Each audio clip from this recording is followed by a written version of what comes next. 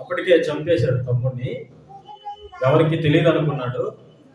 ఆదాముకి అవ్వలకు తెలియదు. పొలంలోనికి తీసుకుని వెళ్ళి రారా వెళ్దాం పొలంకి అని చెప్పి తీసుకుని వెళ్ళాడు. తమ్ముడిని కర్కశంగా చంపేశాడు. ఏమీ తెలియదన్నట్లుగా వచ్చాడు. అప్పుడు దీని అందరిని ఎవరు చూస్తున్నారు? ఆదాము అవ్వలకి తెలియదు. మనుషులు ఎవరికి తెలియదు. మనం చేసేవి ఎవరికి తెలియదు. మనం రహస్యంగా చేసేవి ఎవరికి తెలియదు. మనము మనుషులకు తెలియకుండా చేయాలనుకుంటాం, మనుషులకు దొరకకుండా చేయాలనుకుంటాం, మనుషులకు కనబడకుండా చేయాలనుకుంటాం, రహస్యంగా చేయాలనుకుంటాం. అయితే వాటిని మనుషులు చూడడం లేదు, కానీ ఎవరు చూస్తున్నారు? దేవుడు వాటిని చూస్తున్నారు. ఇదొకటి మనం గుర్తుపెట్టుకుంటే మనము రహస్యంగా ఏ పాప కార్యాలు కూడా చేయడానికి తెగించు. ఎందుకంటే పరలోకంలో ఉన్న దేవుడు చూస్తున్నాడు.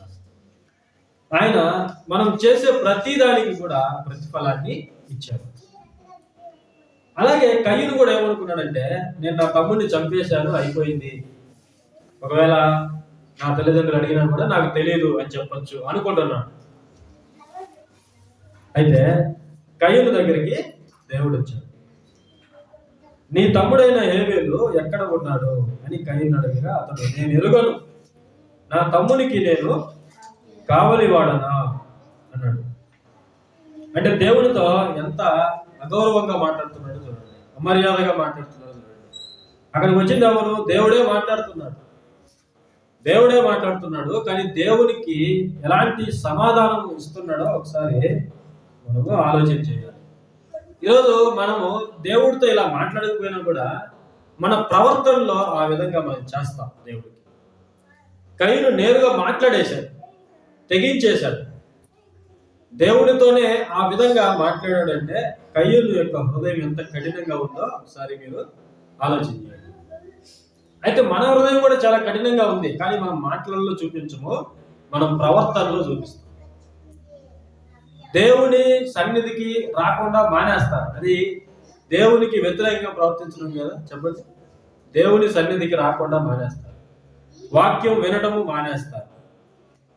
వాక్యానికి బదులుగా సీరియళ్ళు చూస్తారు, సినిమాలు చూస్తారు, స్టోరీలు చూస్తారు, వార్తలు చూస్తారు. ఇవి దేవునికి వ్యతిరేకంగా ప్రవర్తించడం కదా.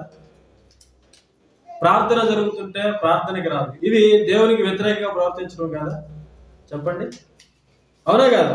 వాక్యం విన్నా కూడా దాన్ని పట్టించుకోరు. వాక్యం విన్నా కూడా దానికి లోబడరు. వాక్యం వింటారు, వెళ్ళిపోతారు. వెళ్ళిపోయిన తర్వాత వాళ్ళకి నచ్చిన జీవితాన్ని వాళ్ళు జీవిస్తారు.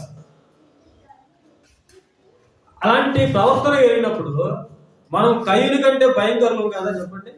మనం అనుకుంటాం కయ్యూను చాలా చెడ్డవాడు. కాదు, కయ్యూను కంటే మనం చాలా చెడ్డవాళ్ళం.